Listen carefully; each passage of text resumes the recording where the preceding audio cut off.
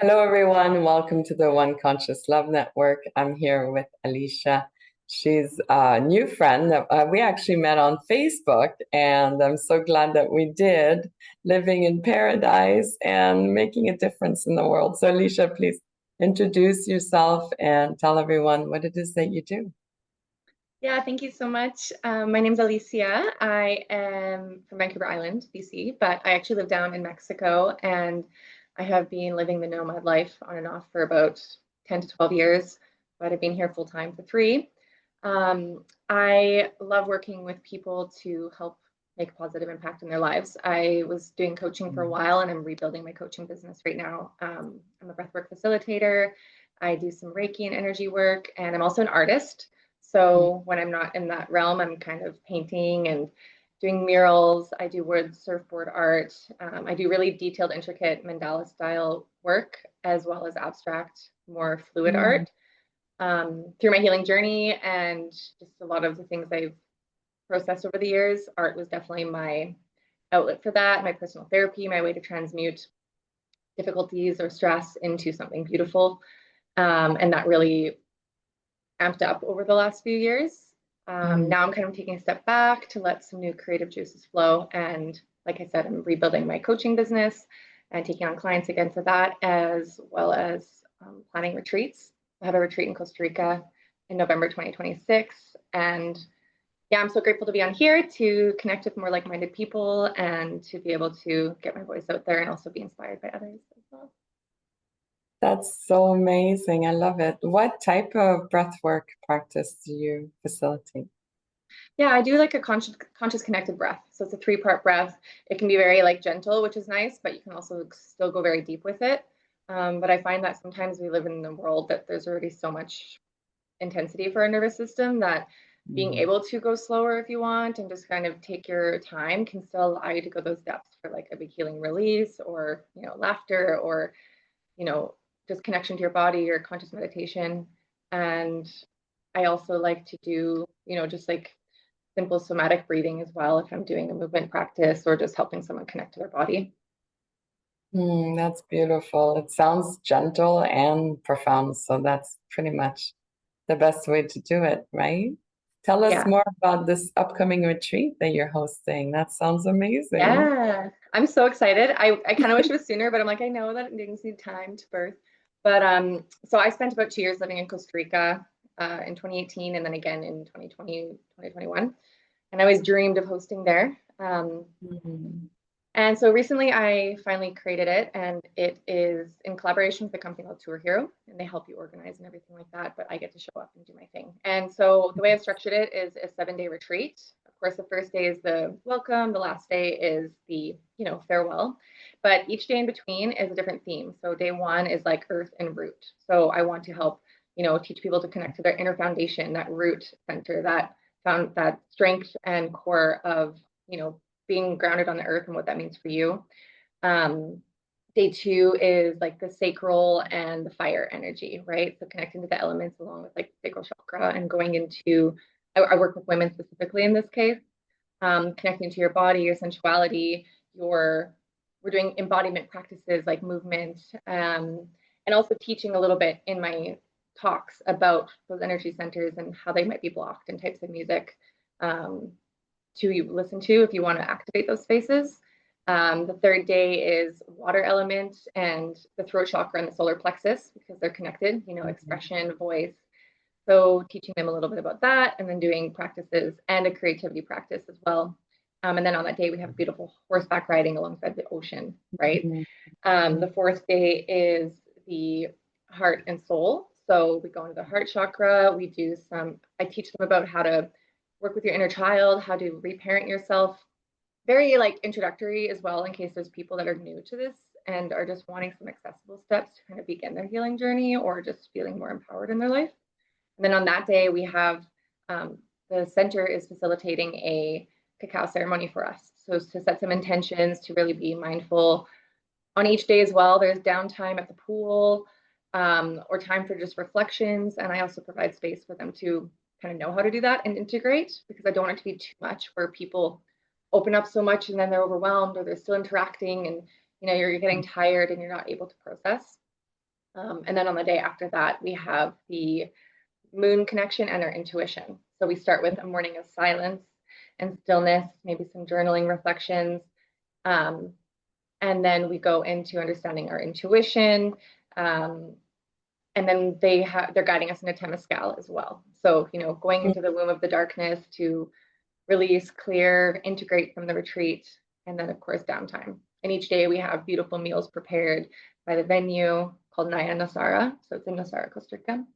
And then our closing. So we have this beautiful space to utilize with a private pool, and the accommodations are gorgeous, and we're super close to the beach. So time for like the work and learning, but also throughout there'll be hot seat coaching as well. So I will do group coaching, and then there's lots of downtime where if someone needs one-on-one support, they have time they can connect with me too. So my goal is to just bring like-minded people together, or anyone who's maybe just wanting to support and guidance on their like awakening journey, their healing journey, their connection to their authenticity, their expression, their empowerment, and creating a safe space, a small intimate space for us to grow and also play and enjoy nature and the elements. Oh, that sounds so beautiful. Wow, it sounds very transformative, and that people are really going to enjoy it for sure. Is that your approach to coaching as well? Is that the type of approach you have to your coaching with your clients too? Yeah, I would say so.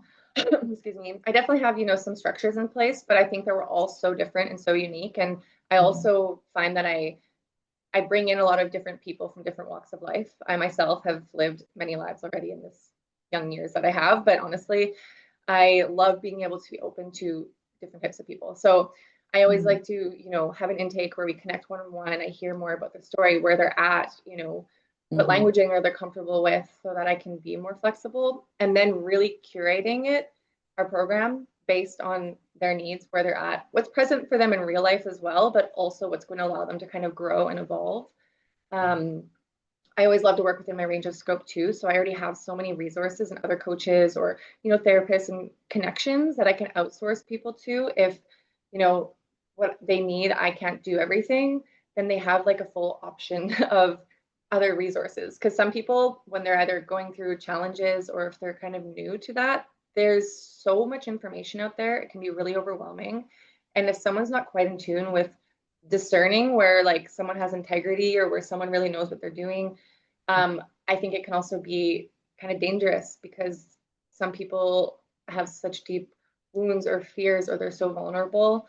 And yeah, so I find in my own sessions, I usually create a space where people feel very comfortable. They open up very comfortably. I'm able to listen and empathize, and I think they feel that. And then providing Mhm. accessible tools and resources and practices, and then yeah, sometimes collaborating with other people too. That's beautiful. I love that. Yeah, it sounds really wonderful. What brought you to coaching? What was your journey like? Hmm. Well, in 2021, well, actually, I guess I'll backtrack even more. So I kind of started my own healing journey maybe like in 2017 or something. And I've always been very in tune with others since I was even like a child. Like people just always love to open up to me into teenagers, 20s. I was always that person, that friend that people went to for support. I was always able to see things for a greater picture and really understand others. And so I always thought that was kind of a path for me. I thought it'd be counseling or therapy one day, and maybe it will. But anyways, when I started my healing journey, I myself I didn't have financial resources. I wasn't raised with any family. I have, a sister on her side, but they were raised somewhere else, another province. So I really raised myself. I didn't have the resources for support, therapies, counseling, coaching, nothing.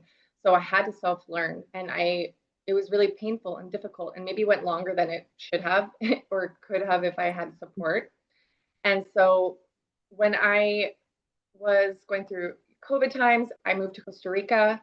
And that's where I started seeing all of these different people, like really connecting to helping others, sharing their tools and resources, learning how to explain things that maybe wasn't quite available. Because I think around that time, coaching and wellness really was amping up. But I was like, whoa, this is finally my opportunity to like utilize my gifts. And so I did a coaching program with Dharma Coaching Institute. which I don't know if anybody knows Sahara Rose, but she created a coaching program with 2 others. And I really love that element because it incorporates, the basic foundations of coaching and more traditional values, but then it also incorporates astrology, human design, spirituality, soul alignment, understanding where we might be misaligned in our life. So it brings like mind, body, spirit, and the metaphysical along with like our material world that we live in. So that was kind of my first realization of like, wow, this is so possible. So I went on that journey for, about a year of doing the program, doing my breathwork training, which I also did in Costa Rica by an amazing woman named Ashley Ledman. She's incredible. I'm hoping to bring her in actually to the retreat because she lives in Nosara. Oh, nice. And so, yeah, I built it out and I was doing my practice maybe about a year and a half. And then I had like online women's program where I had like 8 women and we did an 8-week online group coaching program. And then I moved back here where I live about 3 years ago. And then I kind of went through this shift and I shut it all down a little. I think it was a combination of not being necessarily around the right environment. There's a lot of wonderful people here, but I feel like I went from a space where everyone was working on themselves, conscious, wanting to grow and evolve, wanting to develop as people and spiritually. And so I think that was part of my growth this last few years, is to like look at where am I giving my power away and like putting away the things that I value just because it's not supported. But that also taught me that we are a product of our environment at times, right? And sometimes if we don't have the right spaces around us, we can't necessarily grow the way we were. So my growth now this last few years has been remembering, especially this last year, what my values are, what I want to be doing, the spaces where I need to be in order to thrive, to be able to reach people and make a positive impact. And also that's what's really fulfilling for me. So now this last while, I've been working with my own coach again, and I've been working with therapists the last year and, working on those things that made me small because I was, scared, which I think is very common for people as they start to grow and evolve. And yeah, I'm really excited to be getting back into that world and having these kinds of conversations with people again. Oh, I'm very excited that you're back as well. I can see, how passionate you are and how shiny you are. And so I know that you're going to inspire many. That's beautiful. One question I always ask everyone is, what is one conscious love to you? What comes to mind when you hear that? Well, there's what everyone says, like we're all one, but I think I'll expand on that. And I think that as individuals and for myself personally, if I am connected to love and presence with myself and I'm able to be conscious of, the things that aren't working or the ways that I'm not showing up effectively or the ways that judgment can show up or any of these elements, then the more I can be an open space for others to receive love and care. And I think if we all continue to be conscious of ourselves and give love to the parts of ourselves that we reject and suppress or shut down, then the more that we actually open to welcome and love others. And I think that, and I learned this a lot with my health journey, when my cup was not full, when I was struggling, when I was suffering and I was abandoning myself in order to show up for everybody else, it didn't work because my light dimmed, I became empty, and then nobody's cup is becoming full. So coming back to our one love and then allowing us to open to the network of love and being conscious of how our influence affects others. I love that totally. That's beautiful. A beautiful realization for you as well. I love that for you. Excellent. Anything else you wanted to share with everyone watching? Well, thank you for listening. And yeah, if you're someone who's also like striving to nurture yourself, work on yourself, and share that wisdom with others or be a space for others, like keep going. And if there's anybody who wants to reach out to me personally to connect, like I'm available for that. If there's questions about my services or just to have a conversation, I'm totally available. And thank you so much for this opportunity, Melanie. It's really good to connect with you. And yeah. Thank you so much for being here. It's such a pleasure to get to know you more. And I know we'll have you again here on the One Conscious Love Network. I would love that. Yeah, Thank I you would love that for your too. time. Yes, Thank you so thank you much. so much. Thank you for watching, everyone, and we'll see you soon. Bye.